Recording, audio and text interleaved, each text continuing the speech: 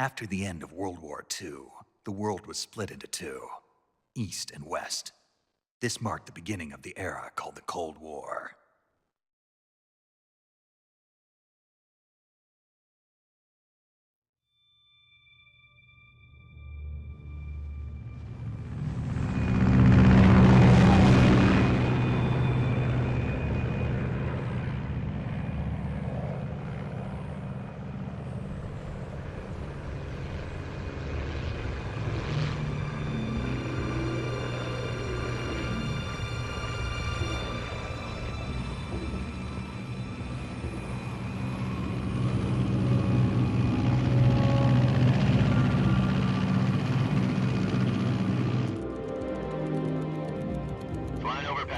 Altitude 30,000 feet. Approaching Soviet airspace. 20 minutes to drop off. Commencing internal depressurization. Equipment check. Arm main parachute. All right. You ready to go? Drop zone still showing a high pressure mass. Cav okay. Good. We've got high visibility.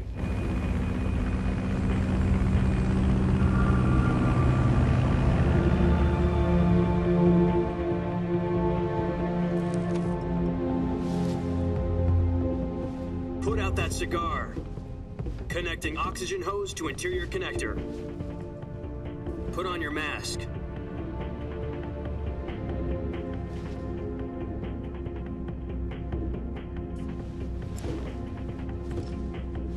Does this panty waste know what he's doing? Approaching release point. 10 minutes to drop off. Hey, are you deaf? He said put out the cigar and put on your mask.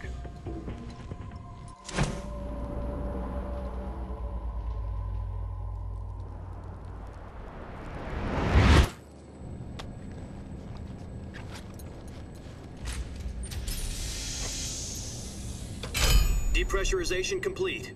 Checking oxygen supply. 6 minutes to drop off. Opening rear hatch.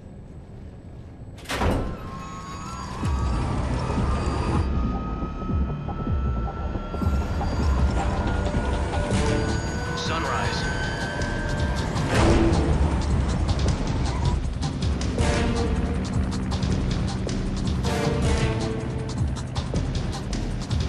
External temperature minus 46 degrees Celsius. 2 minutes to drop off. Stand up. You'll be falling at 130 miles per hour. Try not to get frostbite from the wind chill. 1 minute to drop off. Move to the rear. Activate bailout model. This is one for the history books. The world's first halo jump. 10 seconds to drop off. Stand by. Status okay. All green. Prepare for drop-off. Countdown. 5, 4, 3, 2, 1. Spread your wings And fly. God be with you.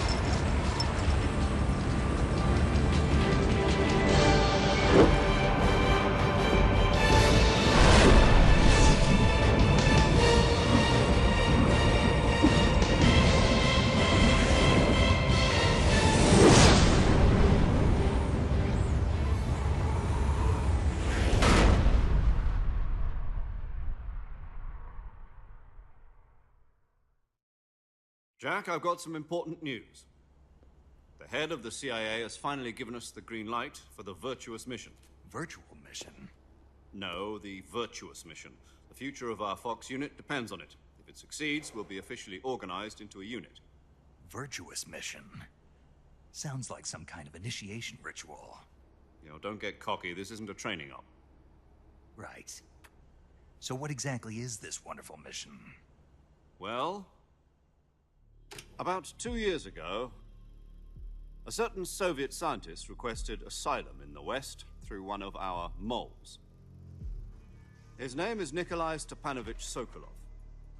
He's head of the OKB-754 Design Bureau, one of the Soviets' top-secret weapon research facilities, and the East's foremost expert on weapons development. Sokolov? Isn't he that famous rocket scientist? The very same. On April the 12th, 1961, the Soviets achieved the first manned spaceflight in history. The Earth was blue, but there was no God. Well spoken. The rocket that carried Yuri Gagarin to orbit was the A-1, known as the Vostok rocket. Sokolov is said to be the man most responsible for the multi-engine cluster used in that rocket. After Gagarin's flight, Sokolov left rocket development to become the head of the newly established Design Bureau. From a lowly technician to head of a design bureau, that's quite a success story, so why do you want to defect? It seems he'd become afraid of his own creations. Afraid? Call it a crisis of conscience. And for that, he left his country and his family behind and went over the fence? Not exactly. One of his conditions was that his family was also to be taken safely to the west. We used a mole to get the family out first and succeeded in sneaking Sokolov over the Berlin Wall shortly afterwards. I was the one who conducted the operation.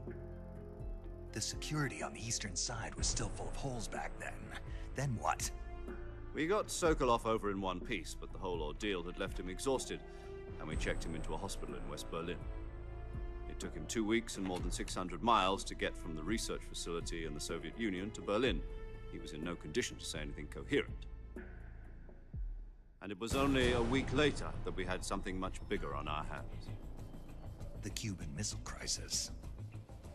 October the 16th, 1962, President Kennedy received word that the Soviets were in the process of deploying intermediate-range ballistic missiles in Cuba. The President demanded that the Soviets dismantle and remove the missiles. At the same time, he announced a naval blockade to prevent further missile shipments from reaching Cuba. But the Soviets didn't back down, instead placing their armed forces on secondary alert. Soviet transport ships carrying missiles continued on course towards Cuba. US and Soviet forces went on alert for an all-out nuclear war. Frantic negotiations were conducted through the UN's Emergency Security Council and unofficial channels to end the hair-trigger standoff. Finally, on October the 28th, the Soviet Union agreed to remove its missiles from Cuba. And so the world avoided a nuclear holocaust. But in order to get the Soviets to pull their missiles out, we had to make a deal. You mean the one where the US agreed to remove its IRBMs from Turkey? No. The Jupiter IRBMs deployed in Turkey were obsolete, and we were going to get rid of them anyway. They had no strategic value whatsoever to either the US or the Russians. The Turkey deal was a ruse, a cover story that was fed to the other intelligence agencies around the world. So what did the Russians really want? Sokolov. They wanted us to return Sokolov. You mean the Soviets pulled out of Cuba just to get their hands on Sokolov? That's right. What the hell was he working on? At the time, we had no idea. We were running out of time. It was either give up Sokolov or risk full-scale nuclear war. In the end, we had no choice. President Kennedy gave in to Khrushchev's demand. The next day, I got Sokolov out of the hospital, handing him over to agents on the eastern side. Sokolov kept on screaming, "Save me," until he disappeared from my sight. Then a month ago, we received some new information from one of our moles. About Sokolov? Yes. He was taken back to the research facility and forced to continue working on the weapon in question under KGB supervision. What's more, it's on the verge of completion. So what kind of weapon is it? Something to do with space rockets? No, missiles. Same technology.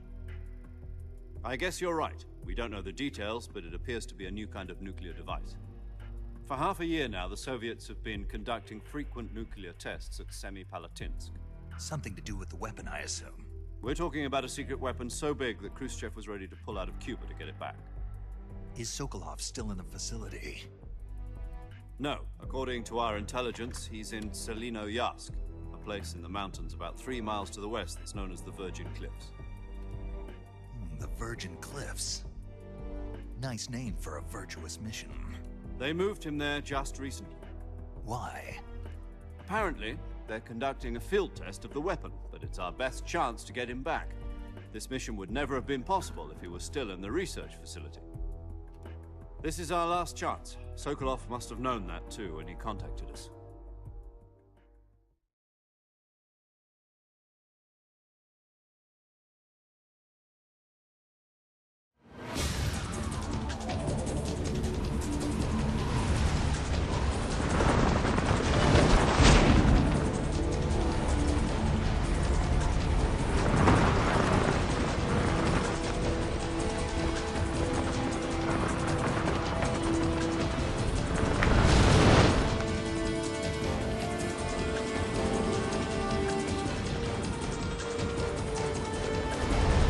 Listen up, Jack. Your mission is to infiltrate Selino-Yask in the Soviet mountains, ensure the safety of Sokolov, and bring him back to the West.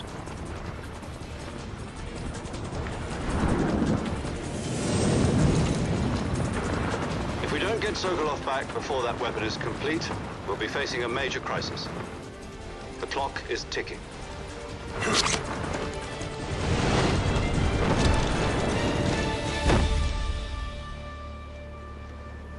Once we've confirmed the rescue of Sokolov, stand by at the recovery point. A recovery balloon will be dropped at that point. Helium will be pumped into the balloon to inflate it. The process takes about 20 minutes. Once it's complete, the gunship's arm will latch onto the balloon and pull it up. The Fulton surface-to-air recovery system. I'm familiar with the theory. Take it easy. It's been combat-proven. Do you think Sokolov is up to it? The shock will be less than during a parachute jump, and the arm can handle up to 500 pounds. So you're planning on going over the border in a single combat Talon?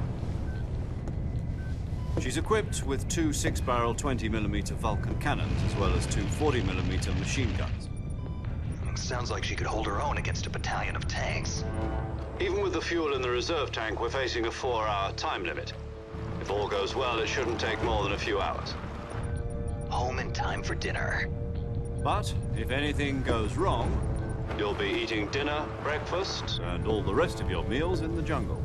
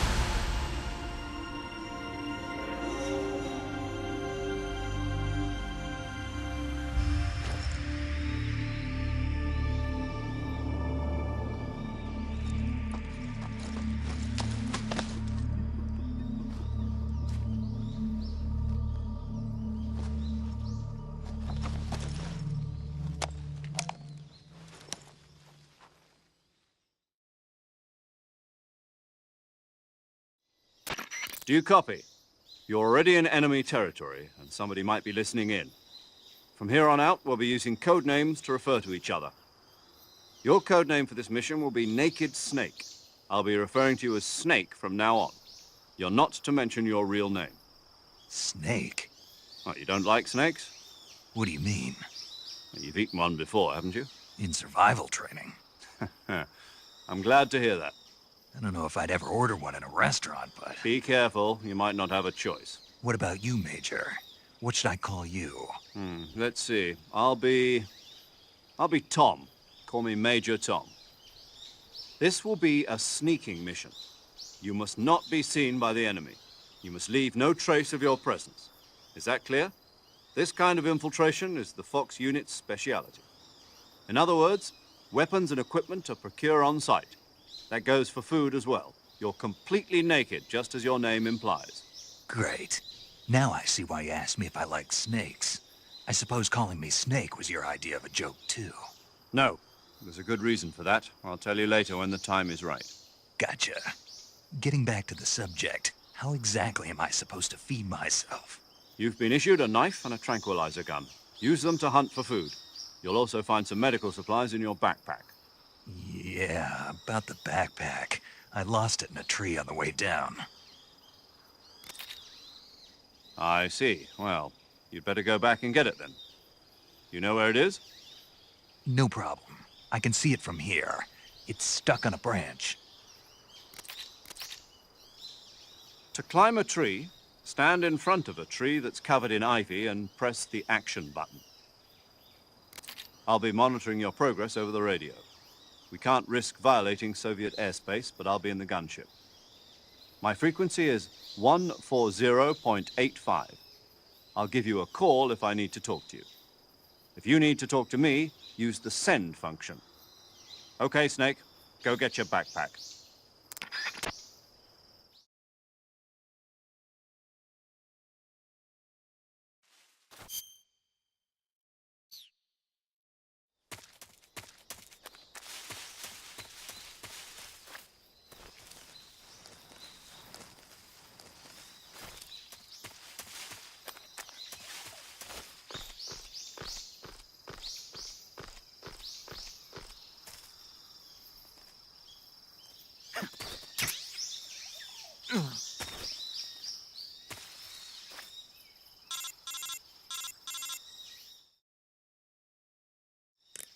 I see you've retrieved your backpack, Snake. To equip a weapon, it's necessary to take it out of your backpack. In the survival viewer, choose Weapon from the backpack. Your available weapons will be displayed in a window in the upper left. From that list, choose the weapon you want to equip and press the Enter button. For other equipped items, just do the same thing from Item. Got it. Use the survival viewer backpack. Yep, that's right. Survival is fundamental to this mission. After you've been out in the field for a while, your stamina will start to drop. If your stamina gets too low, it'll affect your performance. You won't be able to shoot accurately, for example, and your wounds won't heal as smoothly. Keep an eye on your stamina so you don't run out. To recover lost stamina, you can hunt for local flora and fauna. You can use either your tranquilizer gun or your knife to hunt. My only weapon is a Mark 22 Hush Puppy tranquilizer gun? That's right. It's been fitted with its own suppressor. However, the suppressor will deteriorate every time you fire. Once its durability reaches 0, the noise suppression effect will be gone. So don't get too trigger-happy with it. The suppressor's durability is shown in the icon. Any weapons and equipment beyond what you're carrying now, you'll have to find as you go. I have to find my own weapons and equipment? Whose crazy idea was this anyway?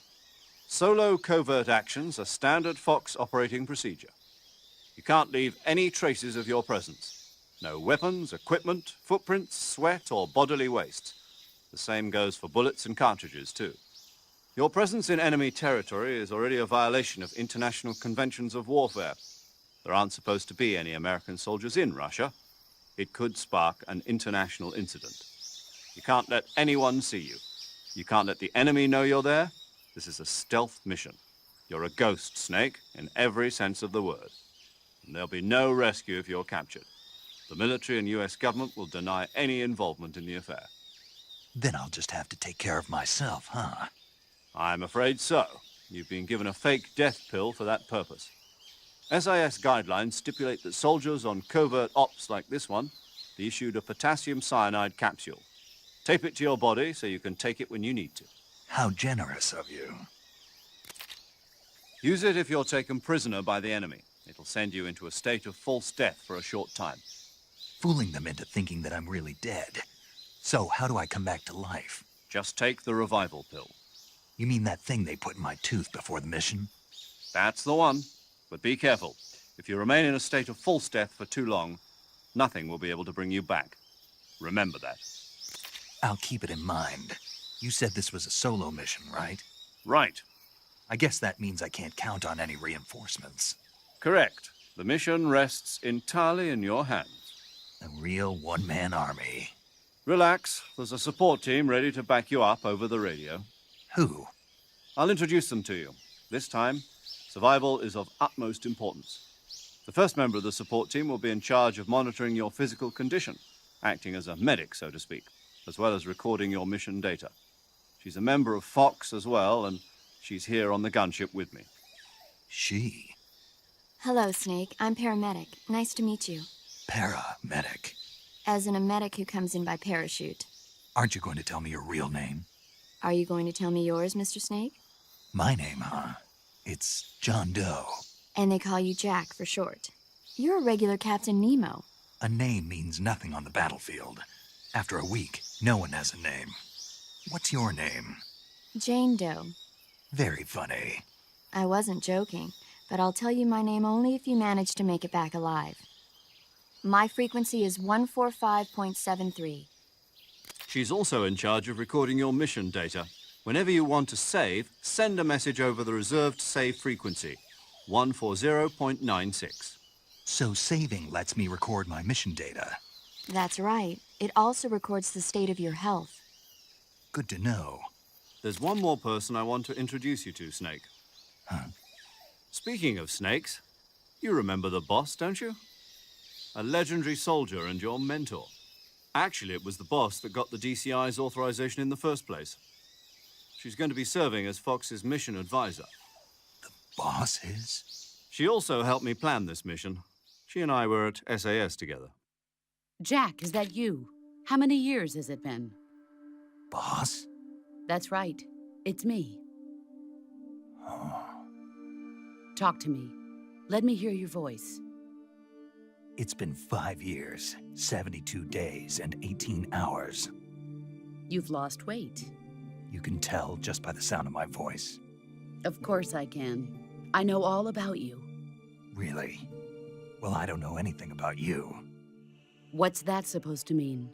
Why'd you disappear on me all of a sudden? I was on a top-secret mission.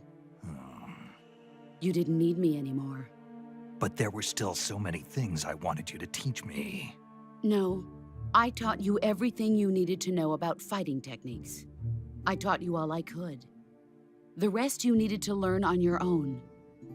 Techniques, sure. But what about how to think like a soldier? How to think like a soldier? I can't teach you that. A soldier needs to be strong in spirit, body, and technique. And the only thing you can learn from someone else is technique. In fact, technique doesn't even matter. What's most important is spirit. Spirit and body are like two sides of a single coin. They're the same thing. I can't teach you how to think. You'll just have to figure it out for yourself. Listen to me, Jack. Just because soldiers are on the same side right now doesn't mean they always will be. Having personal feelings about your comrades is one of the worst sins you can commit. Politics determine who you face on the battlefield. And politics are a living thing. They change along with the times. Yesterday's good might be tomorrow's evil. Is that why you abandoned me? No, it had nothing to do with you. I already told you, Jack. I was on a top-secret mission. A soldier has to follow whatever orders he's given. It's not his place to question why. But you're looking for a reason to fight. You're a natural-born fighter, but you're not quite a soldier. A soldier is a political tool, nothing more. That's doubly true if he's a career soldier. Right and wrong have no place in his mission. He has no enemies and no friends. Only the mission. You follow the orders you're given. That's what being a soldier is. I do whatever I have to get the job done. I don't think about politics. That's not the same thing. Sooner or later, your conscience is going to bother you. In the end, you have to choose whether you're going to live as a soldier or just another man with a gun. There's a saying in the Orient, loyalty to the end. Do you know what it means? Being patriotic. It means devoting yourself to your country. I follow the president and the top brass. I'm ready to die for them if necessary. The president and the top brass won't be there forever. Once their terms are up, others will take their place. I follow the will of the leader, no matter who's in charge. People aren't the ones who dictate the missions. Then who does? The times. People's values change over time, and so do the leaders of a country. So there's no such thing as an enemy in absolute terms. The enemies we fight are only enemies in relative terms, constantly changing with the times. As long as we have loyalty to the end, there's no point in believing in anything, even in those we love. And that's the way a soldier's supposed to think? The only thing we can believe in with absolute certainty is the mission, Jack. All right, but do me a favor. What is it? Call me Snake. Snake. Oh, right. Your code name is Snake. It suits you well. That's right. The legendary unit that the boss put together during World War II was a snake. The Cobra unit, a group of heroes that brought the war to an end and saved the world. As long as you've got a legendary hero backing you up, you'll be fine. Isn't that right, Snake? Yeah, I can't think of anyone else I'd rather have with me. Oh, and one more thing, boss. Yes, It's good to hear your voice again. same here. After all, who knows if either of us will make it out alive? Snake, you are always best at urban warfare and infiltrating buildings. But this is the jungle. Survival is going to be key. Those CQC techniques I taught you are sure to come in handy. CQC. Close quarters combat, huh? I've been in the Green Berets for the past few years. I'm probably pretty rusty. Not to worry. I'll be here to help you remember. After all, this is your first actual survival mission. I'll be supporting you over the radio. Where are you, boss? Next to the Major? The boss is communicating with us by radio from aboard a Permit-class submarine in the Arctic Ocean. My frequency is 141.80. Call me if you need my advice on battle techniques. Gotcha. Your mission is to retrieve Dr. Sokolov. Dr. Sokolov is being held in an abandoned factory located to the north of your current position. Avoid heavy combat and don't let anyone see you. Don't forget that this is a stealth mission.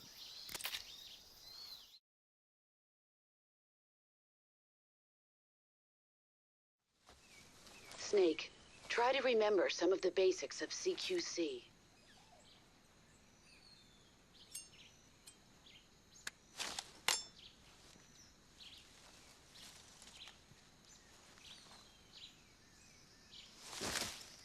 Commencing Virtuous mission now.